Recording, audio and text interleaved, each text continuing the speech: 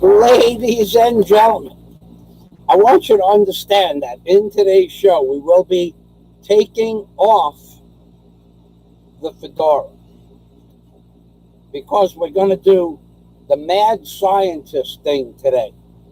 Even though I didn't want to do the mad scientist about nuclear radiation and the effects and the possibility of like not just one or two or three nuclear processing plants or nuclear reactors or power plants succumbing to a nuclear radiation cloud, but multiple nuclear reactors. Now, it's only a possibility.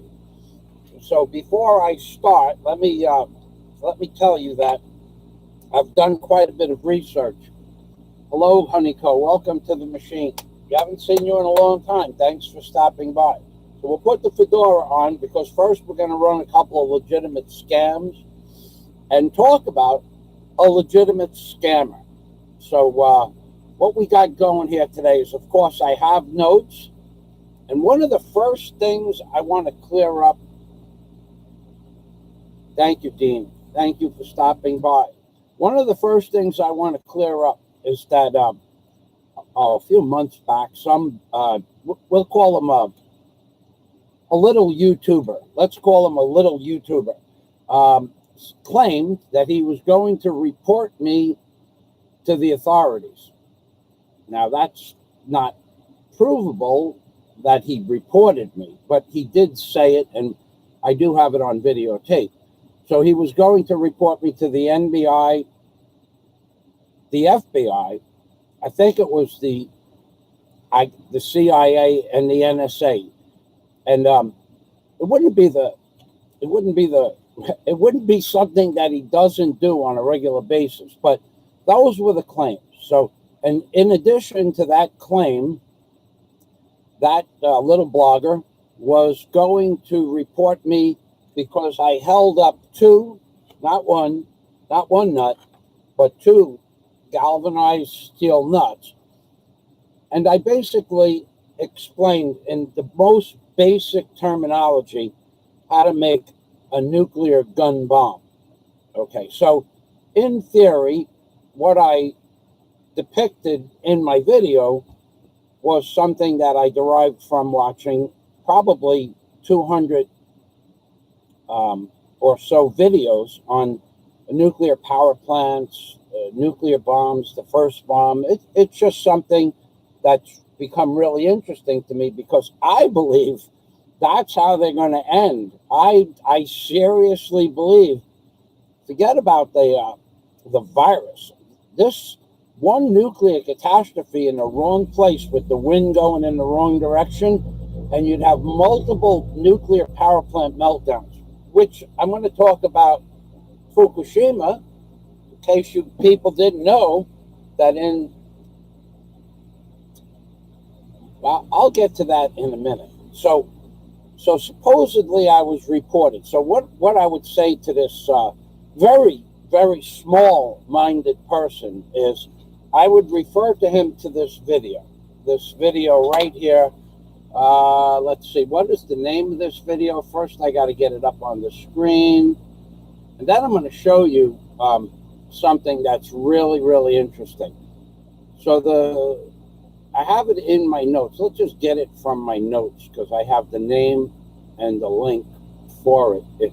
Okay, so the name of the biggest nuclear disaster in Britain is a nuclear disaster called WIND, W-I-N-D, scale, WIND scale, all one word, W-I-N-D-S-C-A-L-E, Britain's biggest nuclear disaster. So we are going to go back to the chat window, and I'm going to put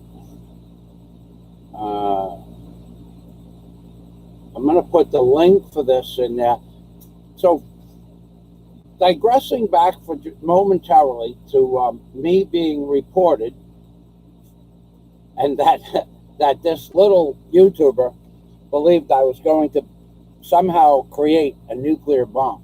with using 2 galvanized steel nuts. Let me say, first of all, I have no intention of building a nuclear bomb. But second of all, for anybody to be that stupid, and when I say stupid, I mean ignorant, lowbrow, low IQ, not getting the joke. So, in order to build a nuclear bomb, you have to build, first of all, you have to create the products that you're going to build the bomb with. So this link I just posted, the Windscale, Great Britain's biggest nuclear catastrophe. In order for me to build a nuclear bomb, I first have to get something called, I think it was plutonium. And it doesn't, unlike the idiot believing that Jack Thompson was scraping the idiot believing that on a regular phosphorescent Divadan watch, there's like a green phosphorescence. So what I did was I made a joke video that Jack Thompson bought 18,000 Divadan watches and was scraping the phosphorus off the dials, the hands, and that he was going to put that together and send it to the Philippines. And then somehow I was going to turn phosphorus, just day glow phosphorus, into a nuclear fissionable product. So first of all, you'd have to be one of the dumbest fucking people on the earth to believe that Jack Thompson bought 18,000 watches. And then second of all, you'd have to be one of the dumbest fucking people on the earth to believe that you could create a nuclear fissionable product from the glow in the dark on a watch hand. And third of all, you'd have to be one of the dumbest fucking people in the world to not have done research on how plutonium is actually created. But it does give you a full in-depth, complete in-depth way that Great Britain made enough plutonium to build a nuclear bomb sometime in the mid-40s. However, what it took Great Britain to build a nuclear bomb was about 1 million, and that's 1 million tons, 1 million tons of concrete and steel and equipment. To build a plant, I'll show you the plant. To build a plant, which took 6 years to build, and at the end of 6 years, Windscale plutonium, whatever, making facility, in 6 years later, after they started it and spent $250 million, equivalent in today's money, to build that plant, what they got was a block of plutonium about a little bit smaller than this Zippo lighter, a little bit smaller than this Zippo lighter. It weighed 134 grams. Now, all of that is in the video that you want to watch to see if you want to see how complicated it is. Now, the reason I brought this video up is because what America will not tell you are some of the things that happened to the Windscale nuclear catastrophe, how it was prevented from being the worst nuclear catastrophe in history at the time. And then we're going to go into Fukushima and what they're going to do in 2 years. So, and also, as it's posted in the title, I want to talk about Black Lives Matter because it's day 63, so you could probably figure some big thing will happen on day 63. Not that some big thing didn't happen on the previous 62 days. So we're going to talk about that in a moment. Dean Koch, welcome back. Again, Hillary will sell you all you need. That's right, baby. That's right. Hillary, through her foundation, Dean Koch brings up a good point. but most of you people don't remember the news or didn't have time, like Dean and myself and many others have. Hillary made it perfectly available to many countries. Either the creation of nuclear fissionable products directly, like, here's a piece of this, you can do what you want with it, or the documents. And she did that through the Clinton Foundation, which, by the way, we're going to talk about Mr. Trump and how he lies. He lies about everything, this guy. But he's better than Biden. But how much better than Biden? About the thickness of a red hair. There's another word in between, a red hair. Trump is one of the most prolific liars that, besides Mr. Obama and even Eisenhower and the Bushes, they're all lying to you. So this nuclear. So Dean Koch has a memory of what Clinton did.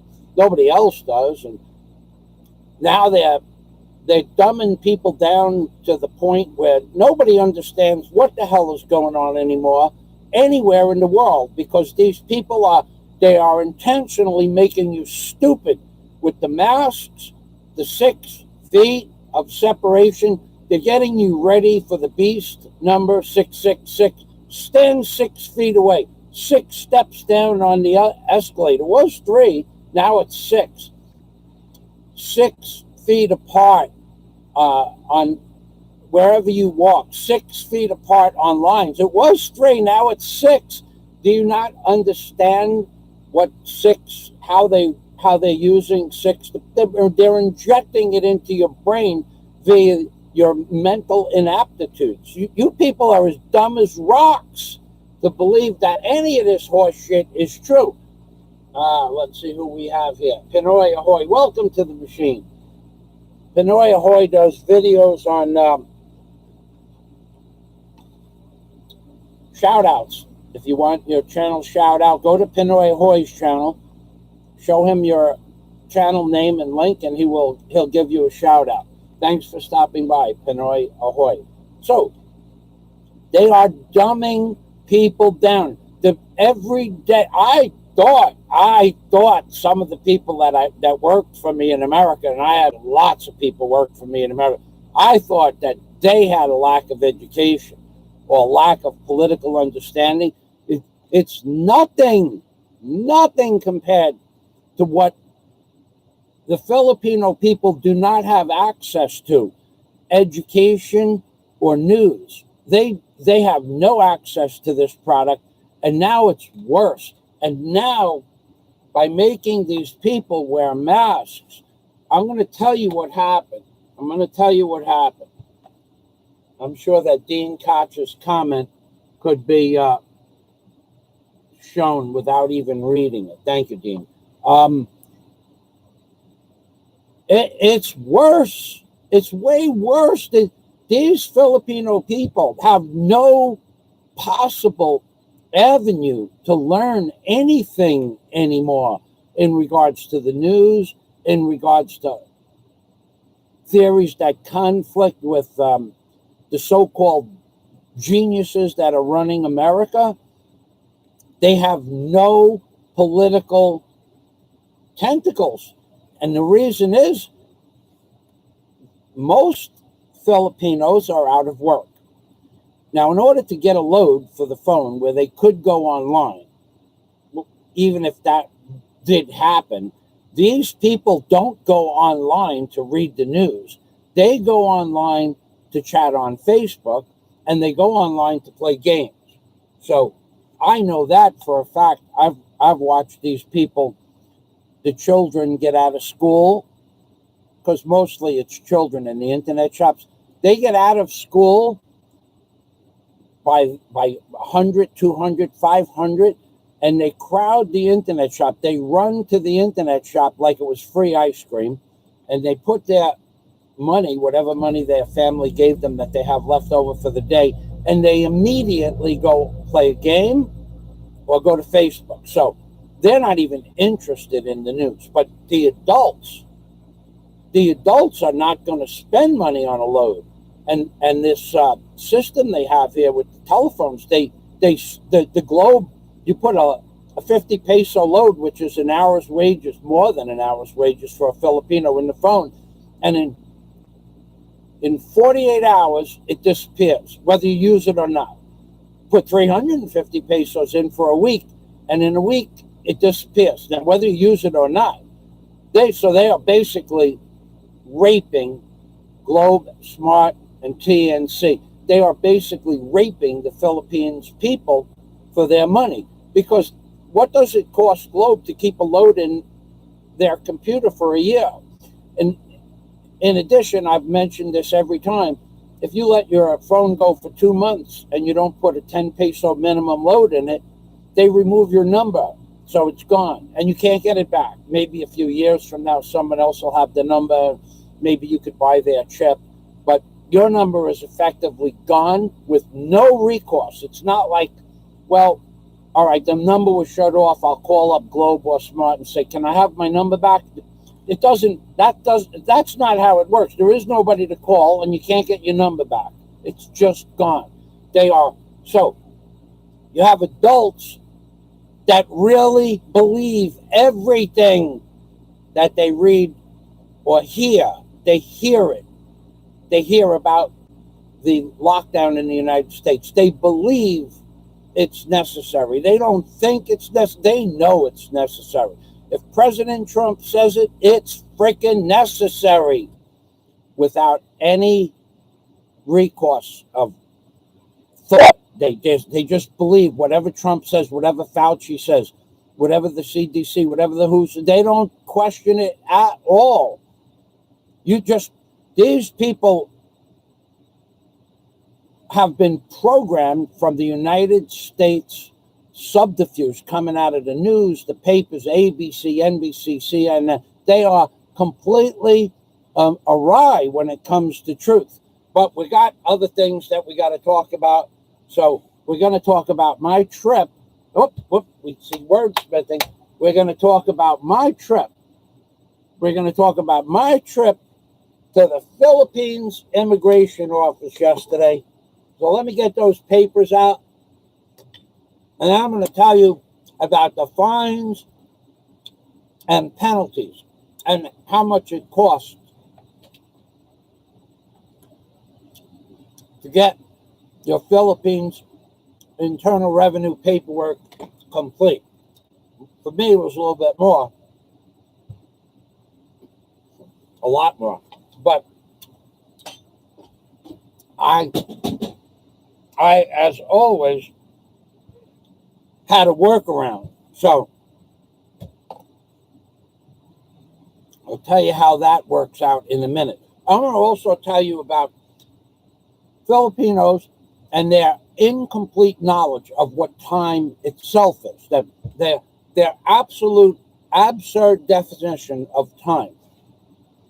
Filipinos have not one iota of awareness when it comes to time. Nothing, zero, not a damn thing.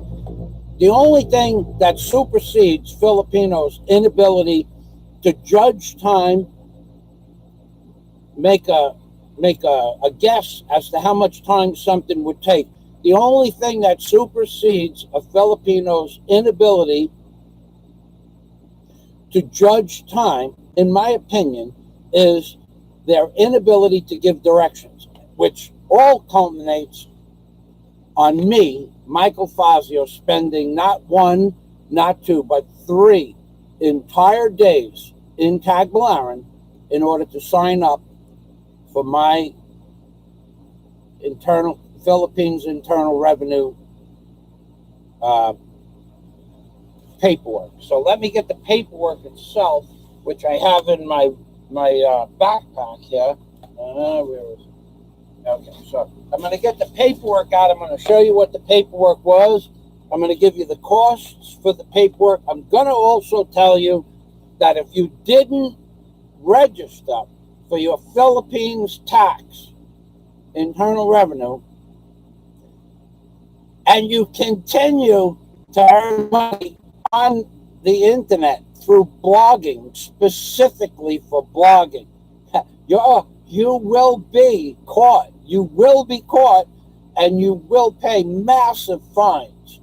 Now, no one knows what the fines are yet, but one guesstimate. One thing that they were pretty clear on is the fines will not play lightly on Philippines bloggers that haven't registered. So whether you could want to believe this or not, you can't find out what the fines are going to be yet. That's not possible. But I will tell you that they're a lot more than what most people think they were going to be. So if you have a YouTube channel and you're collecting monies in any way, shape, or form, doesn't matter. If you have Super Chat up on your page and you don't have your taxes filed as of yesterday at 2 o'clock in the afternoon, take your Super Chat and stick it where the sun doesn't shine. Pretty much that's where it belongs anyway. But I'm going to tell you how easy it was for me and how hard it was for me because of the three things I said before. Filipinos have no understanding of time. They have even less understanding of giving directions, and they simply don't know how to control or contemplate something that they do every day, day in and day out for 30 days, and not still come to the wrong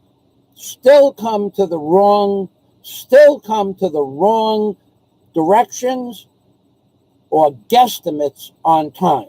So let me get the papers out of here, and I will tell you that the entire process, once you get into the right place, in the right office, which is the BIR, Bureau of Internal Revenue. So once you get into the office, forget about getting to the office. That's almost impossible. But once you get into the office, there are like 12 men and women that are the most efficient, proficient, respectable people of any government agency in the Philippines. But you got to get in the office first, which is proven to me to take 3 days, 3 entire days in Tagbilaran.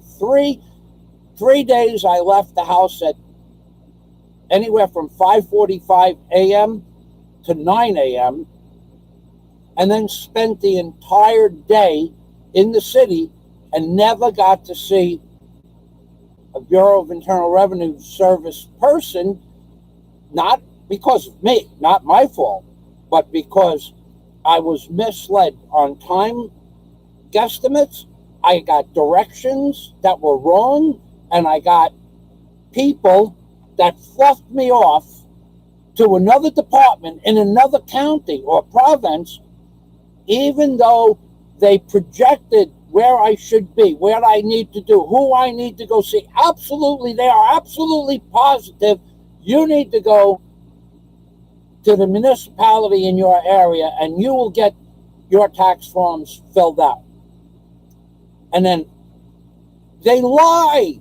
The guy who said this was one of the closest thing to a top echelon politician in Tagbilaran. This guy came out in nice suit, nice clothes. How can I help you, sir? And we talked, and he said, sir, you're in the wrong place. I said, but the guard at the Bureau of Internal Revenue Service said to come here. I even saw it on the wall of a placard, like a little picture placard. I saw it on the wall. No, sir. This is the mayor's office. There must be a mistake. And I'm going, but I wrote it down, and I showed him how I wrote it down. He goes, sir, that may be so, but where you need to be. And then he sent me to a place that had no idea, not even the closest, not even an iota of what, not only had they no idea how to help me, but they had never heard of Blogger Talks. So one of the highest members of the echelon in the mayor's office or the city hall had no idea where to send me, so he just sent me away. He just sent me to a place that had nothing to do with what I wanted, without flinching an eye, without a smirk, without going in the office and finding out where I should be. Nothing. Just clear as day. He was in charge, and he told me where I needed to be, and he was absolutely sure of that. It wasn't, well, sir, maybe. No, not maybe. Sir, where are you from? You're from Panglao? You have to go to the municipality of Panglao. That's where you need to go. And so I went. So that was Tuesday of this week. Now we're going to get into the paperwork. I'll show you the paperwork. I see the wordsmith is on here. We're not reading all the comments. So if your comment isn't ready, if read, I can't help it. I'm not going to do that. Message retracted from Scott Del Fuego. That's rare. Must have been a spelling error.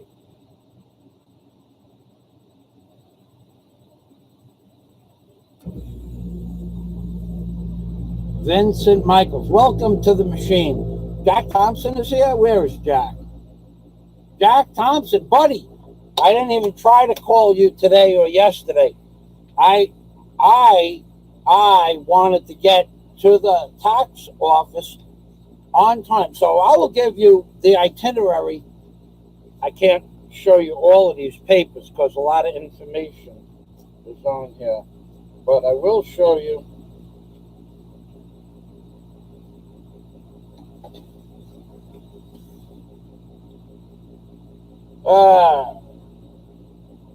Okay, I can show you this, but I can't show you that. Okay. Okay, so here is the checklist that they don't give you this checklist though. They posted it on a piece of paper, which is what screwed up my entire week as it was. This is a checklist that the documents required. Okay, so now I'm going to tell you something.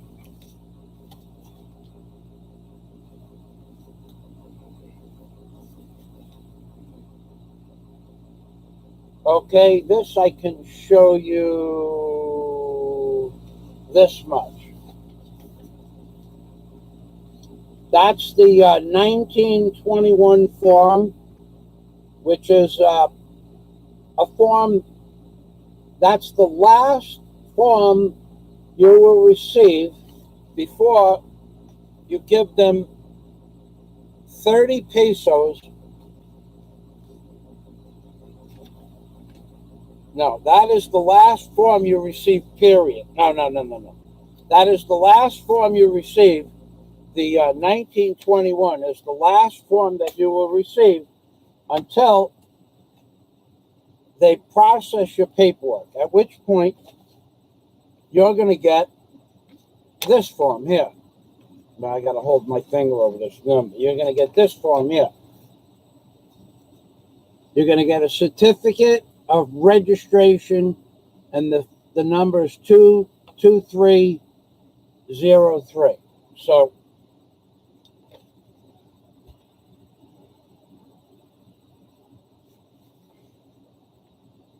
okay, now then after you fill that form out, and then you get this. Then you go to and you get 2 stamps. Pay 30 pesos for those. So that's what you're going to get. And to the little fella, I would suggest to the Lilliputians on YouTube that didn't go and do their paperwork, I would suggest you shut your super chat down, buddy. Shut it down now. Good for you. So any money that you could have possibly made, I would say that that's not possible anymore, in my opinion. So now we're going to go to something else. I gotta before I go to the next thing. So now I'm going to tell you why it was so hard to get this paperwork and why I had to go on the last day designated to apply for my taxes. On the very last day, I'll tell you why. Why can't I get this paperwork? All right, you know what? I'm going to have to put this over here. There's one paper that's folded up wrong. So on the, why I had to go the last day, you're not going to believe this. Okay, so 2 weeks ago, I go to do my paperwork. This is where Filipinos have no understanding of time, no understanding of directions, and they just don't care whether or not you have to come back to the city for a second or third or fourth day. So I go to the Philippines Bureau, Department of Internal Revenue, the BIR, Bureau of Internal Revenue, 2 weeks ago. Say it's Tuesday. We're just going to let's say Thursday. Let's say we're going to go Thursday. So I get that, and I asked the man, I'm a vlogger and I want to pay taxes, so you'll have to take a number. Just, am I in the right place? Sir, you're in the right place, but take a number. I said, well, is there a placard somewhere that I can copy the material down from? Sir, take a number, and when your number is called, pay attention to what I'm about to tell you. When your number is called, you will be able to see a representative. Okay, so you got this guard here who knows nothing about paperwork. That's not his job. His job is to make sure everybody stays orderly. Nothing at all does he know about paperwork. Not only that, he doesn't care about paperwork. That's not his job. So I take a number, and I said to the man, how long? Now, it was, no. I got it wrong. The first day I go there, I get there, and they hand the number to the woman in front of me at about 11:30 in the morning. This first day. And when I walked up behind her, 6 feet away, by the way, the man said, the numbers are gone for the day. Come back tomorrow. Now, the guard has to know that everybody's on lockdown. You can only come back every other day or every third day. So by saying come back tomorrow, he has no understanding of even the laws with the ECQ and the GCQ. None whatsoever. But all Filipinos representatives say just come back tomorrow. They just completely obliviate the fact that you can only travel every second or third day. That's one thing that you need to understand. When they say come back tomorrow, it doesn't mean tomorrow. It's not like where you say come back tomorrow. Ugma is tomorrow. Ugma means tomorrow. No. Their tomorrow means the next time you can go into the city. It's ridiculous, but that's what. And if you say something to them, sir, I can't come back tomorrow. My pass is only good till next Tuesday. Yes, sir. What do you mean, yes, sir? Yes, sir. That's it. The conversation's over. Okay. So 2 weeks ago, this is frustrating like you wouldn't believe. 2 weeks ago, the guard tells me come back tomorrow. Meanwhile, the placard that I wanted was right on the wall, right behind him. But he didn't care, or right next to it, to his right.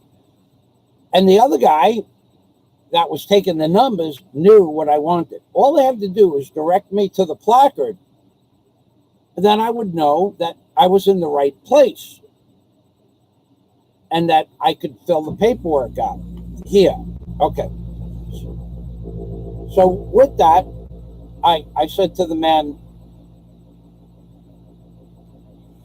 okay, I'll come back tomorrow. So Tuesday, which it wasn't tomorrow, it was a week later. Tuesday, this is ridiculous. Tuesday, I leave the house 6:30, 7 o'clock in the morning, and I get there in time for a number. and my number was 63. So it was 8 o'clock in the morning, and I said to the guard, this is the sick part and standard procedure in the Philippines. No one understands the concept of time. Now, this guard, before I go involved with how wrong he was, this is what he has done every day for several months. He hands out the numbers in the morning starting at 1. And at the end of the day, he is still standing there organizing people by number. You don't have a number, go home. But okay, this is absurd. Nobody would believe this. Okay, so I'm number 63. So I said to the guard,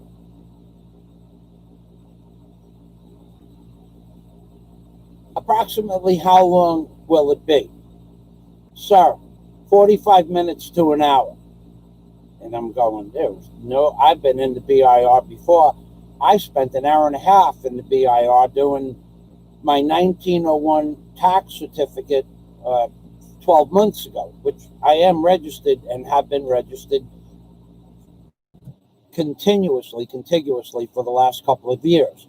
So my tax, all right, so I'll get to that in a minute. So now I said to myself that's total bullshit. So I went to the bank, and then I went to pick up my passport, and I walk around the city for exercise, but I walked from the BIR to the bank, it was 2,000 feet, to the passport office, 300 feet, back to the BIR. So I walked just under a mile, and that took a little over an hour to do my 2 business transactions, about an hour and a half. So let's say it was 8 o'clock, and I get back there at 9:30, and I ask the guard, what number are you up to, sir? And he says, so we're up to number 30.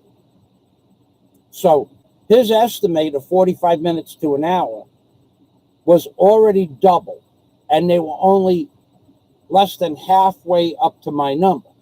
So I said, okay. So now I go to the BQ Mall, and I do all my shopping for the entire week or 2 of my existence in the Philippines. Not only that, I go look for a fan at Fans, because the fan I have was, the bearing was starting to squeak, so I need a new fan. Then I went to the hardware store and bought some things at the hardware store. I bought some 1-inch masking tape. So now, I'm not doing a lot of comments. I'm going to do Scott Del Fuego's comment, but I won't be doing a lot of Warren. Oh, Warren is here. Break time. So let me just finish this part of the equation. So I leave at 10:30, at 10 o'clock. I leave the Bureau of Immigration again, and I go to the BQ Mall and come back at 12:30. And what number are they up to? 55, something like that. So at this point, I said, you know what? I'll just wait. And because it was lunch hour, they went through the numbers pretty quick. And by 1:30 now, I got there at 7:45 in the morning. At 1:30, my number is called. And where do I go? I go to the guard.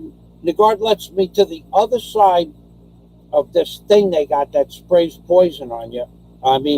Disinfectant.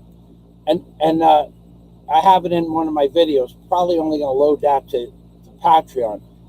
The guard, he directs me to the man at the desk who takes the number. And I said to the man, I want to pay my blogger's tax. He goes, sir, come with me. So he walks back 2 meters, and on the desk are like 100 different forms. Multiple forms for every kind of tax, every kind of business, agriculture, farming. He asks me what I want to do. He hands me 3 1901 forms, 1901 forms, 3.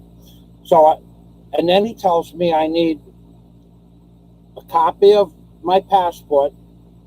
Black and white works, but color is okay too. I need a copy of my birth certificate, and you don't have to bring your passport, but they want to see your birth certificate.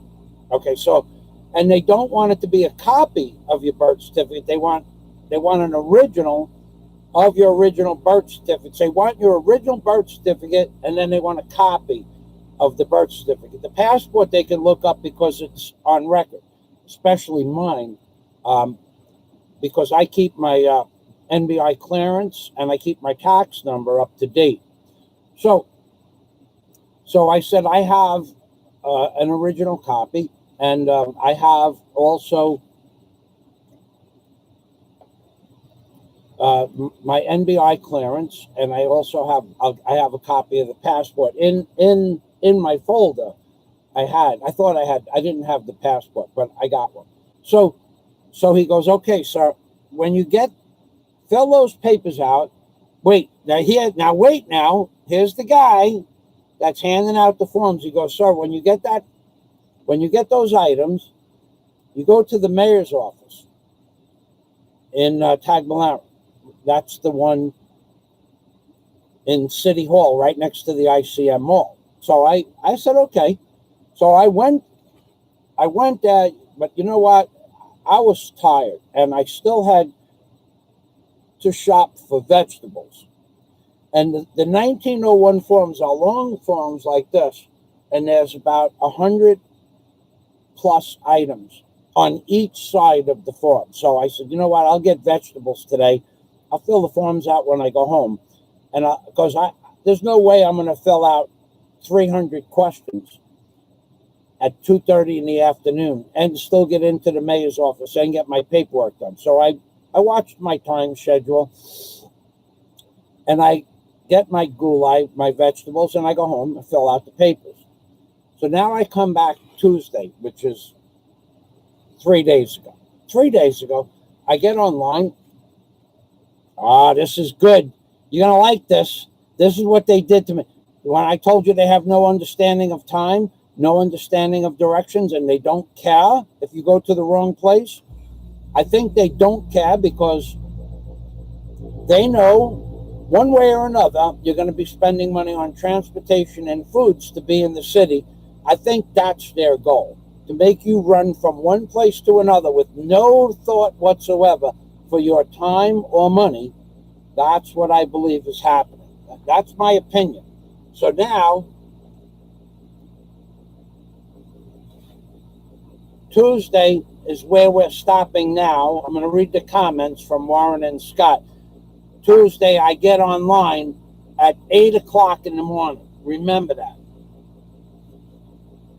In the cowboy movies, a profound message. Good guys are tough, honest, and usually get the girl. Real men don't lie, cheat, or steal, and their word is their bond.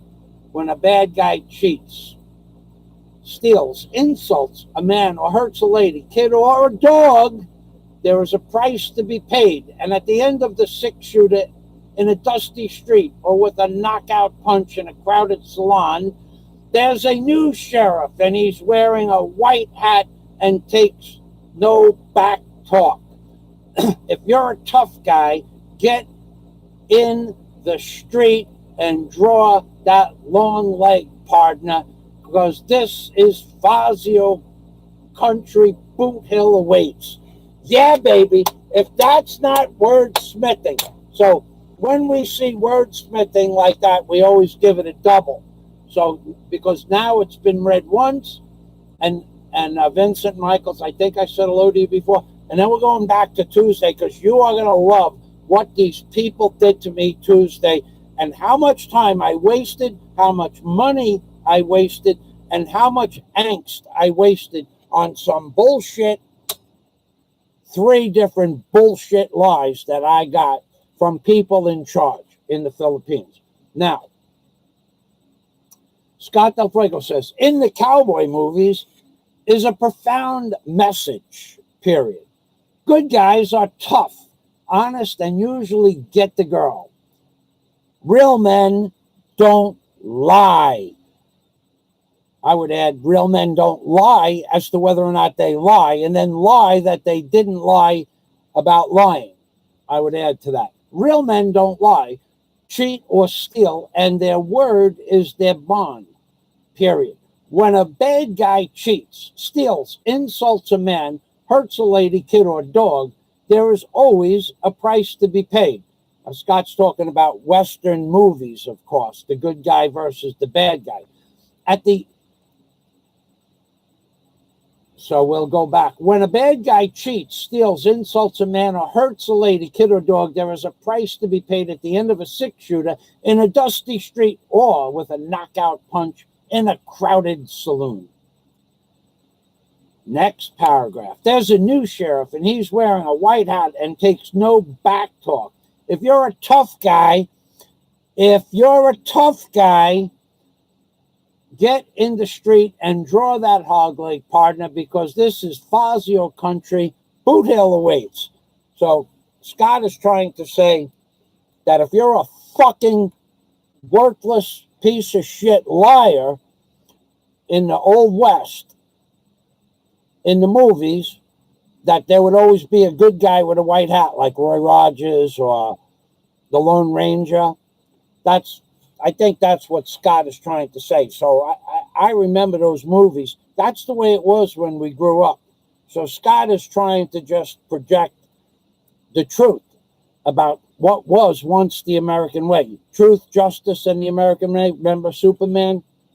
And then the guy jumped out of a window because the idiot thought he could fly. Warren is here. That's very sweet. They're talking to Honeyco. Warren, Scott, yes, mate, I think you're a big teddy bear. Learn the local language. Why don't you just get the hell off my channel or come and teach me the local language? Okay? I don't need to learn the local language. It doesn't matter whether you tell these people in English or, okay, you moron. I want to say something a lot worse to this person. Olala, my bien. Olala, hey, here's for you. I am telling you that you're an idiot. When you ask a guard that sat in front of an office for the last 6 months how long it takes to go through 30 people or 50 people, and he comes up with a number of 45 minutes to an hour when you wait 4.5 hours, then you're an idiot for telling me I need to learn the local language. You're an idiot for believing that that guard should not know how long I'm going to have to wait to get my number taken. 4 months, you stand in front of an office, you give out the numbers, you collect the numbers, and you don't know that 45 minutes isn't going to turn into 5 hours. I addressed your question because you're as stupid as some of the people that give out information in the Philippines.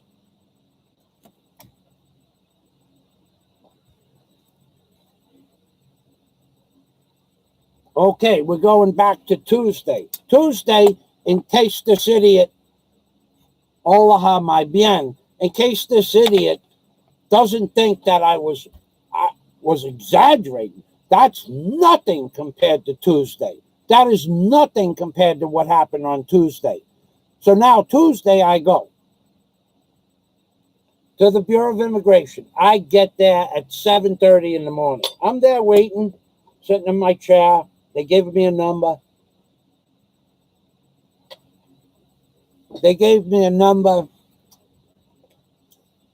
Tuesday's number.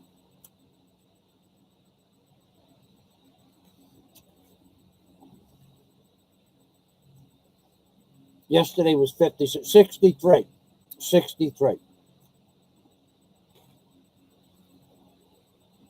7:30 in the morning. I got there at 7:15. They gave me a number at 7:30 in the morning. I had to wait online for 20 minutes to get a number. I'm number 57. So how long will it take? Not one, but two people right away. Instantly, the answer was 45 minutes to an hour, which is bullshit because now we all understand that 45 minutes to an hour is all they know how to say. Okay, well, I know it ain't going to happen. So what do? I go, good night, Penroy, good night, Honeycomb. I go from, at 7:30 now, I leave the Bureau of Immigration and I go to BQ Mall. And I do 2 hours of shopping. So now it's 9:30. And I figured, well, maybe by now they're close, right? No. So now you got to understand, I walked I walked 4 kilometers before I got a jeepney yesterday morning. And also the day before when I went to the Bureau of Immigration. So I walked 3.5 to 4 kilometers before I got a jeepney. And when I got off the jeepney, I walked 1,500 feet to the BIR. He gave me my number 57. I took the number. I walked 1,500 feet to the BQ Mall, which I've already paced out. And then I walked another 1,500 feet or plus in the BQ Mall.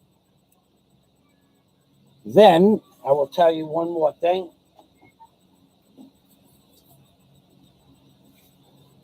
I only took one bottle of water, this bottle, to the city with me. This lasted me from 6:30 in the morning until 4:30 in the afternoon when I got home. I drank the last 3 or 4 drops at 4 o'clock. So I walked 12 kilometers yesterday. Most of it because the BIR gave me, the guard gave me wrong information. So 12 kilometers, probably 5 of those kilometers was because I got the wrong information. Now I had another choice. I could have just sat there like an idiot from 7:30 in the morning until 2 o'clock in the afternoon, which is, by the way, 7 hours in the sun. They have a tarp, they have a little tent, but I could have sat there like a little robot, a good little robot, but I'm not a good little robot. So now I go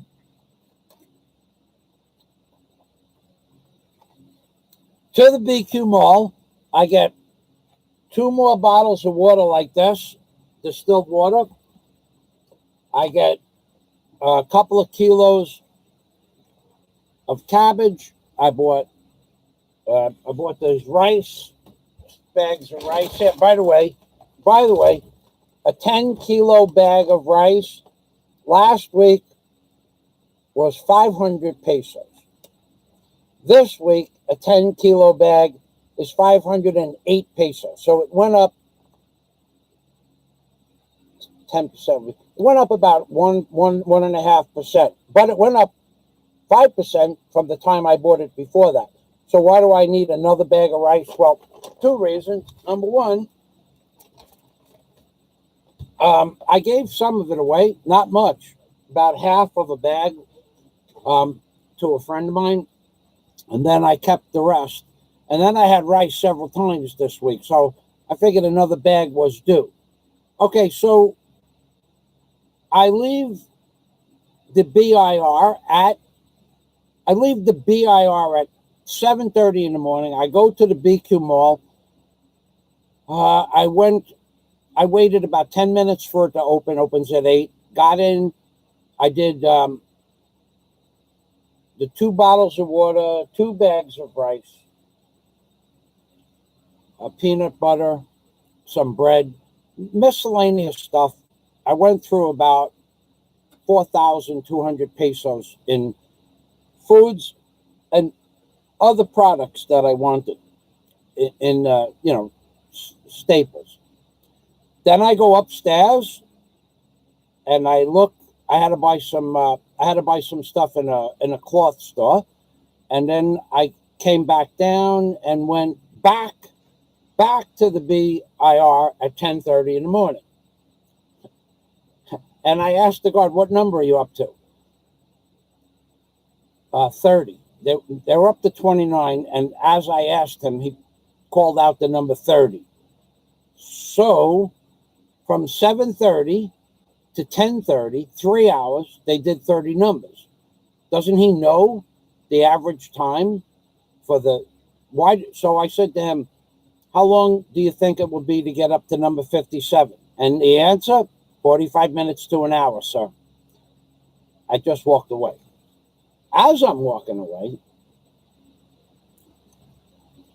a Filipino man said, don't come back for a couple of hours. He goes, you're going to be here. It's not going to be 45 minutes to an hour, because he has no idea that I've been there already. So we both laughed, and then the woman next to him, she was mumbling something in Visaya, because she was there with me at 7:30 in the morning. So I leave again. I go again. Now I don't even go to the BQ Mall. Now I walk near the BQ Mall. I get on a damn small jeepney. 12. Well, it used to be 13 passenger jeepney. Now it's six passengers. It used to be 16 passengers. Now it's 12. Okay, so I get on the jeepney to go to the ice. Now I go to the ICM Mall, which is 5 kilometers away. I get gulai, vegetables. Then I went into the mall, and I did some other reconnoitering at the computer store, at the Jollibee. I didn't make a video, but I looked around.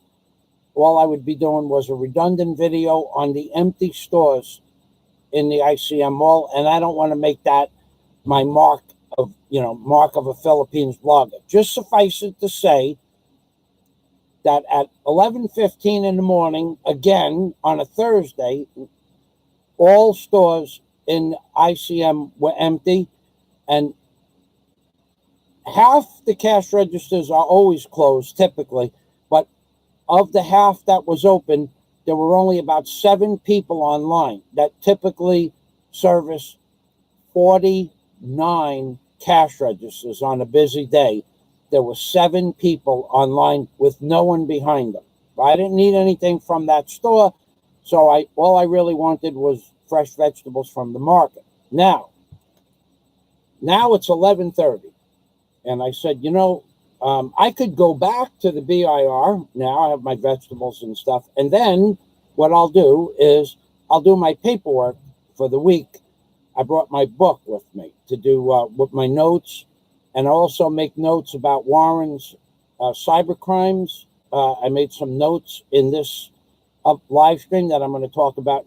If Warren read his messages and agrees to what was in my conversation with him about the cyber crimes unit, Warren, if you want to let me know if that all that information is still valid, just say yes, it is. And I'll release the information. If you say don't release the information, I won't release the information. But Warren has some really juicy information about cyber crimes. So Warren could post it himself. So now it's 12 o'clock at the ICM. I'm done. I take the little jeepney back 5 kilometers, and I go. It lets you off about 800 feet if you get off at the right stop, if you know where to get off to go to the BIR. So it's an 800 feet walk to the BIR. I walk back to the BIR. I get there at 12:45. Let's just say it was 12:45. 12:45 I get there. I said, so what number are you up to? You're not going to believe this, but it is the truth. I want to get the number right, but it was far, far away from 57. I think it was 30 to 20, 45. It was 45, or 44 or 45. So now it took 2 more hours for it to go 15 numbers.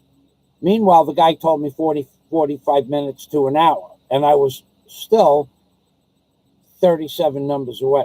So I said, I'll sit down and do my paperwork. So I did. I made my notes for Warren's cybercrime case, which is moving right along. And then, all of a sudden, out of the blue, I realized it's lunchtime. most of these people aren't even going to be here. So 45, 46, 47, nobody. 48, 48 showed up. 49, 50, 51, 52, 53, 54, 55, 56. Nobody shows up. 59. What? Whoa, wait. What happened to 57 and 58? Oh, yes, sir. You're next. Okay. So, who knows what happened to 57 and 58? Who knows who 58 was? I know. So, I get to the guy who missed my number. Not that it mattered, because if you leave the line and you come back 3 hours later and your number was called 2 hours ago, they do not penalize you for that. You can still go in your next, basically. However, you got to remember, it's already 1:25, 1:20 in the afternoon, and I still have 2 hours in the BIR minimum, because that's what it takes to get your tax ID. I've done this several times before. So he asks me for my ID, my 1901 forms. He wants to see them, and my copy of my birth certificate and my quarantine pass. I give it to him. He says, sir, go up to the second floor and get a number. So I get number 11, which is not far away from being called, because there's only 7 people allowed in an office that typically there's 100 people in. So I sit down, and I'm not there a minute and a half, and I'm not real sure I should say his name. Great guy. This is the guy you want to see when you go there. So, but I don't really want to say his name. But anyway, I get the same guy who helped me for the last 2 years with my tax ID. And sitting next to him, or standing next to him, is the woman that helped me more with my tax ID. So I says, hey, how you doing? You remember me? They said, yes, sir. I says, I came to renew my tax ID and to add Philippines Blogger. Yes, sir. No problem, sir. Can we have your forms? So she's the supervisor. He's a great guy. So he gets up, he looks at my forms. He said, sir, everything is in order. Have a seat. I don't even ask him how long, because I know it's not going to be long, because it's now 1:30 in the afternoon, and they all want to leave at 4 o'clock. So I know I'm getting out of here by 4 o'clock. That's just the way it is. I mean, and plus there's no way they were going to service 57 to 150 at 1:30 in the afternoon. That's what happens. They give out 150 numbers, but they might only get up to 50, 60, or 70, 80, 100 people. So you get a number 140, you might not get in that day. And you can't use that number the next day. You got to start again. So we'll call him Jay. Jay calls me in about 10 minutes. He said, sir, what is your actual physical address? I said, well, it's hard to read, but it's all, I wrote down the island, the municipality, the barangay, and then directions to my house. The letters were very small. And he said, okay. And I wrote down what it was, and he said, okay. And then he understood what it was, because it's on both sides of the 1901 form, and it's in 3 places on the 1901 form. Then the person doing the paperwork types it in somewhere else in the computer, I think. So he said, sir, have a seat. So I sit down, and about 15 minutes later, the woman, the boss, the MO, she comes over and asks me what I'm applying for. And I said, Mr. Duterte said that Philippines bloggers have to pay tax. I'm here to fill out the forms for that. Yes, sir. Okay, so we're going to change your tax ID to professional. That's the only difference for your tax ID from previous years till this year. You will now be a professional, and there will be further requirements. Okay, thanks very much. She goes, have a seat, sir. So I sit down. Meanwhile, I'm talking to a bunch of people. There was a really nice woman sat right behind me, and she was asking me how long the wait was, and I said, not so much now. It goes pretty fast. So I also remember talking to there's a cashier. These are the same people every year because that's their job. So they gave me, when the boss, the woman, and the man, Jay, were finished, they gave me 3 more forms to fill out. I forgot the number of those. I think those were the 1921 forms, and those were simple. They were pretty simple. Now those were the 2303 2303 forms. So anyway, she gives me those 3 forms, and I fill them out, and I go back, and they tell me, sir, all your paperwork's in order. We just have to collect 500 pesos, $10, for your professional business license. Okay, give them the 500 pesos, have a seat, sir. So I sit down, and at that point, what they're doing is they're putting everything in the computer, because maybe before that, before you paid the money, they didn't want to put everything in the computer. But after you paid the money, I think that's what it was, because that was a 45-minute wait.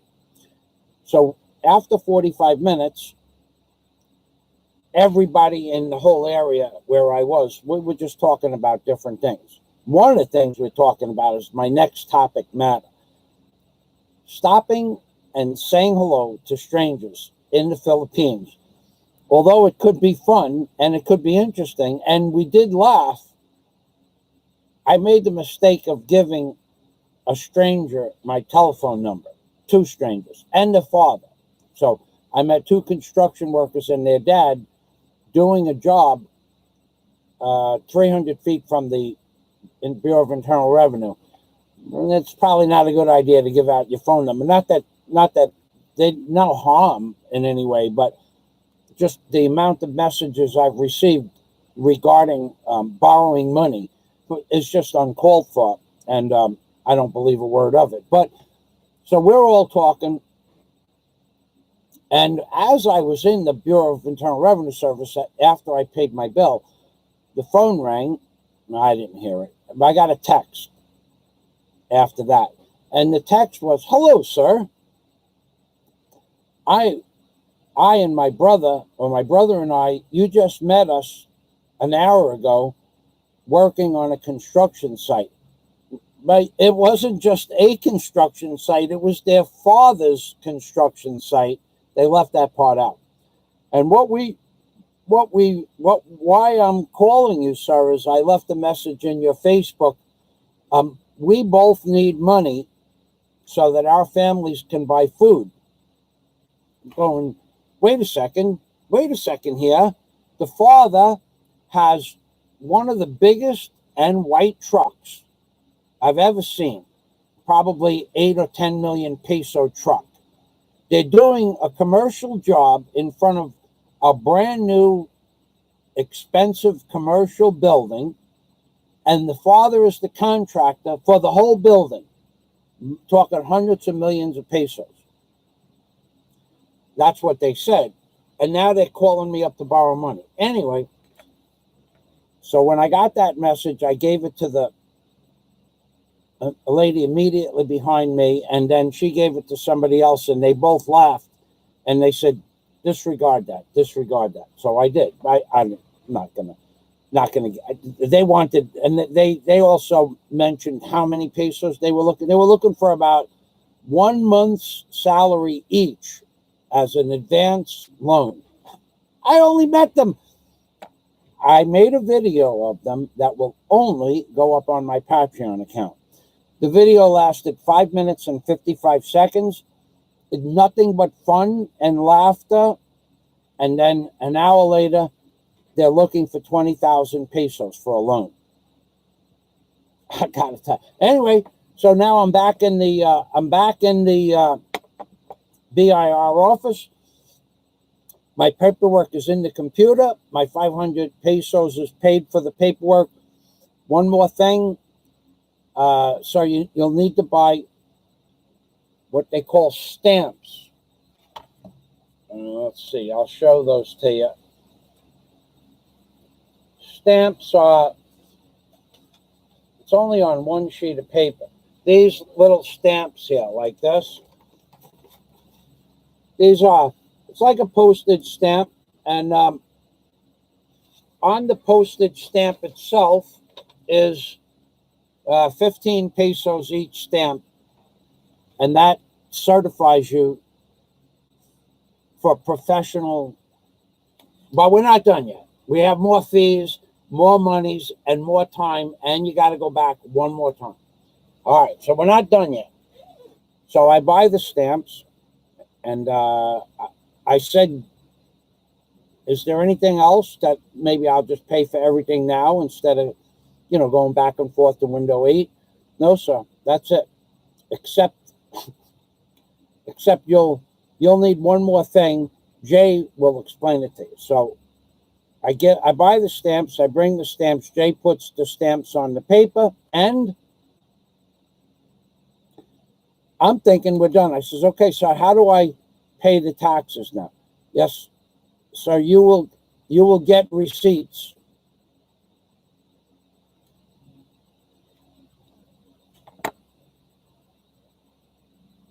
And yes, you will get receipts.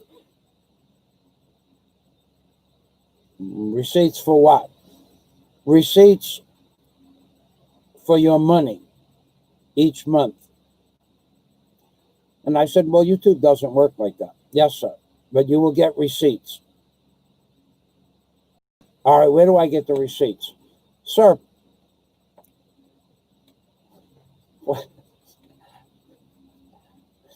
which printing press do you desire? Funny thing is, I'm thinking this guy is making a joke, but there's no way he could know what I did an hour ago. The guys that were the contractor and their sons were doing a demolition on a concrete wall. And what were they standing on?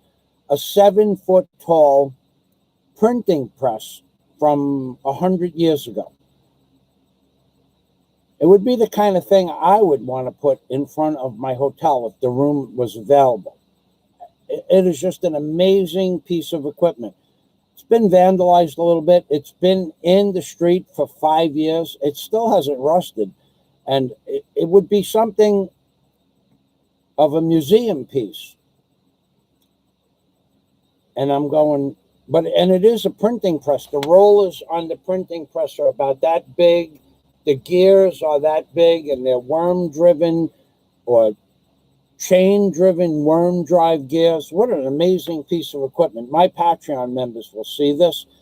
And I said, what printing press I want? Yes, sir. What printing press do you want? And I'm going, the one that's in the street down the block. I would like to get that one. So you want such and such printing press? I'm only kidding. What press, Jay, what printing press do you think is good printing press? So he tells me the name of a printing press. I said, okay, that's the one I want. Okay, sir, you will go get receipts. Now? You want me to go now? No, sir. When you leave. I'm going, so that's now. Not yet, sir. Okay. So what else do I have to do? So sign this, sir. And so I had to sign one more piece of paper. I said, now I could go get the receipts? He goes, yes, sir. Where do I go? And he tells me where I should go. And I'm going, wow, that doesn't mean much. Sir, the printing press is on the wall. I don't see any printing press on any wall. Sir, it's the one on the top. So I walk over to the wall and I see a list of places that are lithographers and printing shops. Ah, now I understand. Okay, I'll have to go get a ledger, not a ledger, sir, receipts. Okay, what do with the receipts, Jay? Each month you write down how much money you make on YouTube every 30 days, whatever it is, once a month. And then when 4 months are up, you bring those receipts. You don't need any proof of whether or not your receipts are true. Nothing. You don't have to take screenshots. You don't have to print anything out. You just bring those receipts to the Bureau of Internal Revenue Service, and they'll tell you how much tax you owe.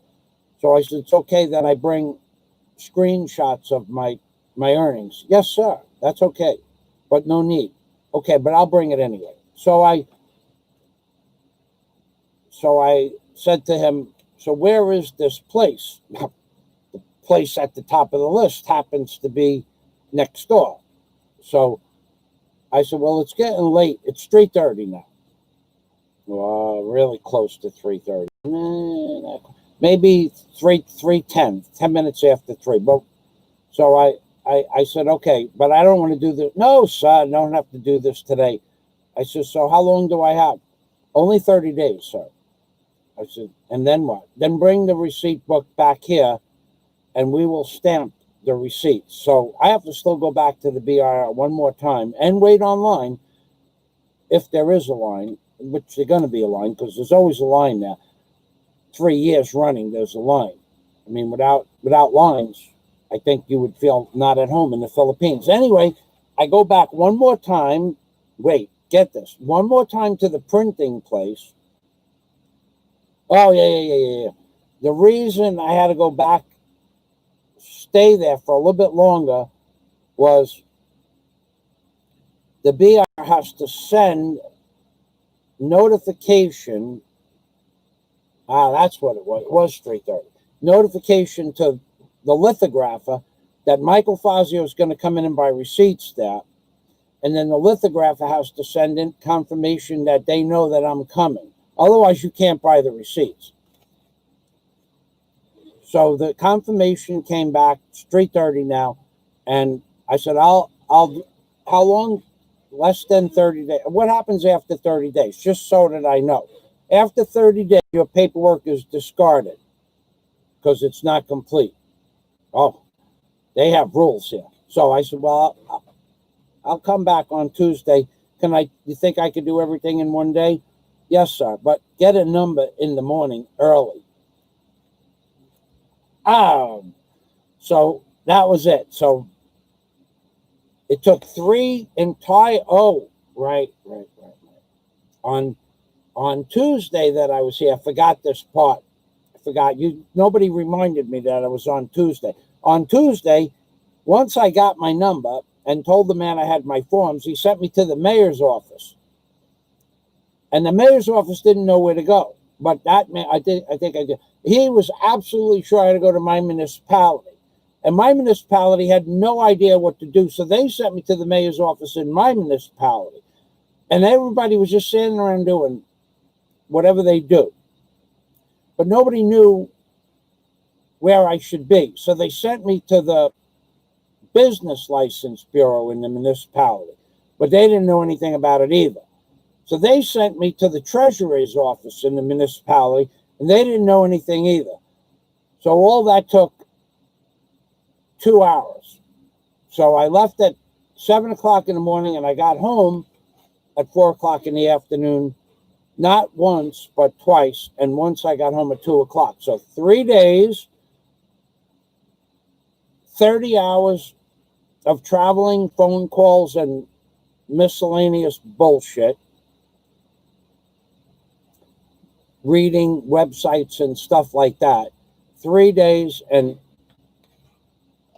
530 pesos in fees, and then another, 1,000 pesos in traveling and food. You want to talk about pain? Let's talk about Warren's cyber crime update. if we want to talk about pain, because that's going to be painful. But first, we have to get permission from Warren. So I don't know if that's going to happen.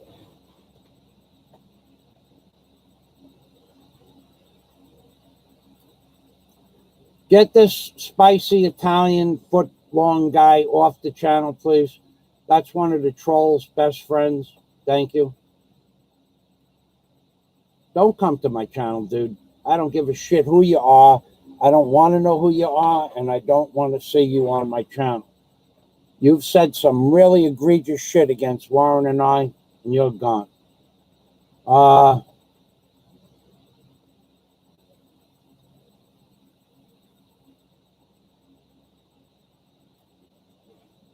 Thank you, Princess. Princess Anne and Warren are talking. Thank you very much, Princess Anne. Yeah, that lady was just starting trouble. Thank you, Princess Anne.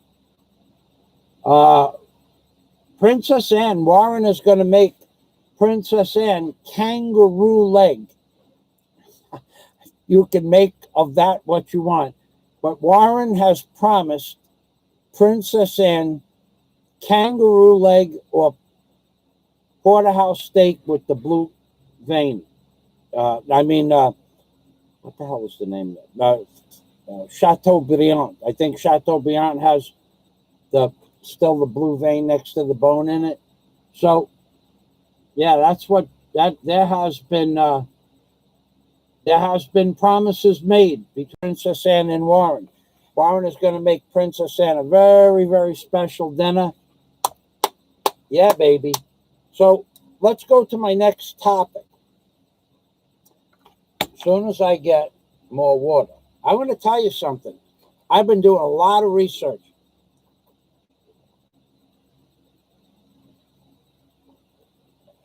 Aside from the relatively painless bullshit that you go through on YouTube, the masks, we're going to talk about masks. These masks are segregating even the people of the Philippines from one another. I'll touch on this topic for a minute. Let's talk about the way things were a year ago or Christmas time. Every jeepney was packed out where there were 5 or 6 people hanging off the back. No more of that. 10 people hanging off the back. No more of that. 12, 13 children and adults hanging off the back. Another 15 on the roof. No more of that. 44 people inside the jeepney and 2 passengers in the front seat besides the driver. No more of that. Jeepneys now hold 12 passengers in the back and 1 next to the driver. The mask regulations are destroying the normal friendly banter between Filipinos that don't know each other, but they're a friendly people and they always say hello to one another.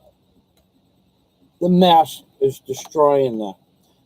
When I used to get on a jeepney in the morning or at night, and I liked the jeepneys because it gave me a lot of subject matter. Inside the average jeepney in the morning were 44 people. I've seen 66 people in a jeepney, inside and on the back. Well, that's all gone. And of those 66 people or 44 people, everybody said hello. Not everybody, but most of the people knew each other. Just like when we were kids, you talk to the people on the bus that you saw on a regular basis. You're not family or friends, some were, some weren't, but there was always conversation between the Filipinos and, of course, sometimes myself. Well, that's gone. There is no communication, none, zero, not even a friendly hello when they walk on the jeepney and walk past 6 or 12 people. Nobody says hello to anybody anymore. And then we're all curtained off in between a curtain, a little plastic curtain. Some of these stupid jeepneys got curtains in the middle. So they got a curtain running down the middle of the jeepney between seats and then a curtain next to you on left and right side. There's no conversation taking place. Nothing. Zero. So from moving to the most friendly culture that I've ever moved to and watching people communicate whether they knew each other or not, and laughing and children playing with one another. None of that shit happens anymore. This mask thing is gotten out of what we call reality. There's no more reality. The new reality is that no one talks to each other. No one says hello to each other anymore. And now, I gotta tell you, I saw some shit yesterday about with these new masks. Not only do they want you to wear the paper masks, not only that, forget about the paper masks. Forget that shit. Now they want you to take a piece of plastic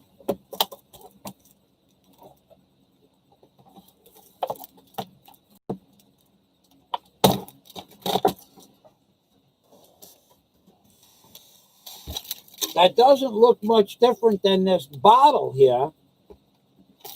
I'm telling you the truth. They are being sold everywhere.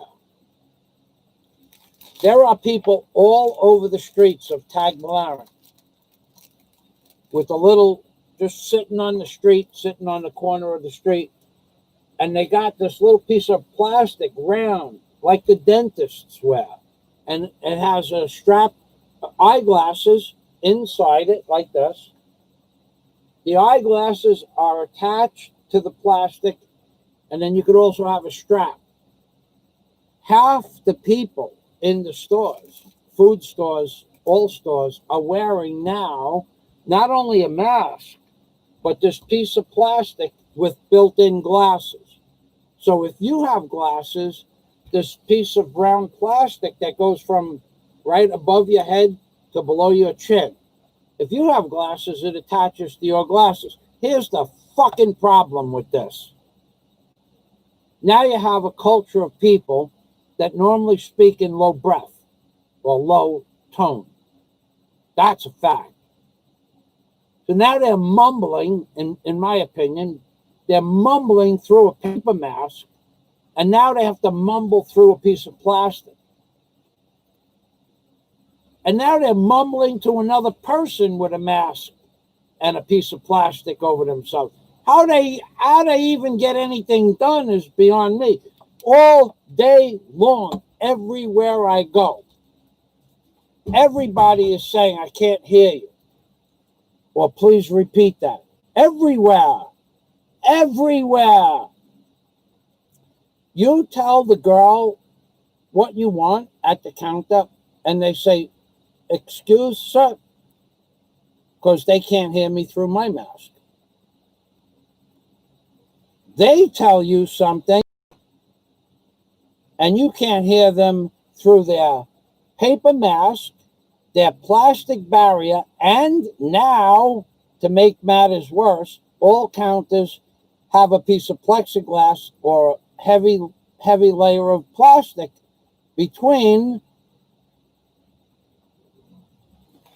I know what I did yesterday. I forgot to tell you. I spent, I was at Tire Queen before I went to the BIR. I was at Tire Queen. I got there at 7:30. So that was my first stop. So I have a mask on. Now, Char, who always takes care of me, she's one of 3 or 4 ladies that we enjoy each other's banter back and forth. Now there's this thick piece of visqueen. Thick.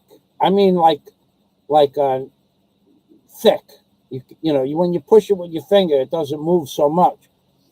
Then there's a little hole about this big. And the idiot who made the hole put the hole down next to the counter. So who talks to the counter? You talk face to face. All right. Well, all the holes are where they're useless. Anyway,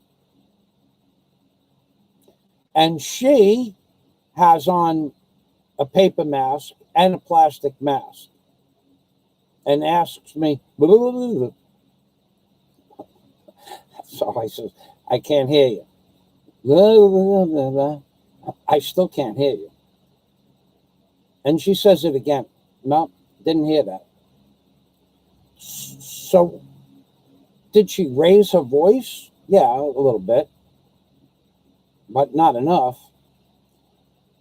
So the guy next to me is laughing, and I'm going, "What are you laughing at?" And he's going, "Because I can't hear them either." Because he was working with another counter girl, Filipino guy. I says, "Well, what do you do?" He goes, "Pick the fucking plastic up." You're not allowed to do that. He goes, "Well, that's what I did." So I just asked her to talk louder. So with that, I gave her my order. Oh God, you want to hear an outrageous price I've ever heard for a product in my life? What did I get? Okay, where is that? Oh, yes. You want to talk about outrageous prices, right? Right. This was not so bad. Still, chainsaw oil. I have no idea what it costs in America, but this liter, not a liter of still chainsaw oil, was $10, 500 peso. But you don't have much of a choice, and they didn't have gallons, which would have been would have been $40 for a gallon. $40 for a gallon of chainsaw oil. So I guess prices have gone up. Although oil products prices have gone up. Diesel's down 30%. But anyway,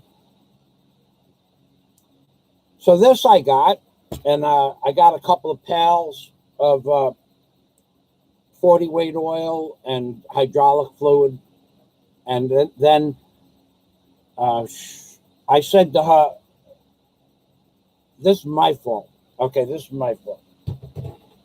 I said to her, "I also need, I want 2 gallons of antifreeze. So we're out of stock."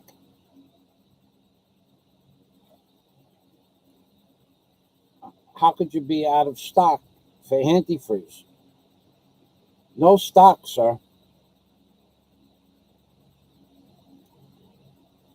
I'm thinking to myself, the largest automotive supply company in Tagbilaran, how could you be out of antifreeze? I mean, how is that possible? Well, there's no stock. So I said, okay. And the lady next to Shaw, I'm not, that's not her real name. It's close, but not real. She said, "Sir, Ma'am Shaw, he wants engine coolant." That's why I said it was my fault. Antifreeze is something you put in your car in the winter when something is going to freeze. They don't have that problem here. So it's called engine coolant. So if you want to buy antifreeze, which is engine coolant, works summer, winter, you have to ask for engine coolant.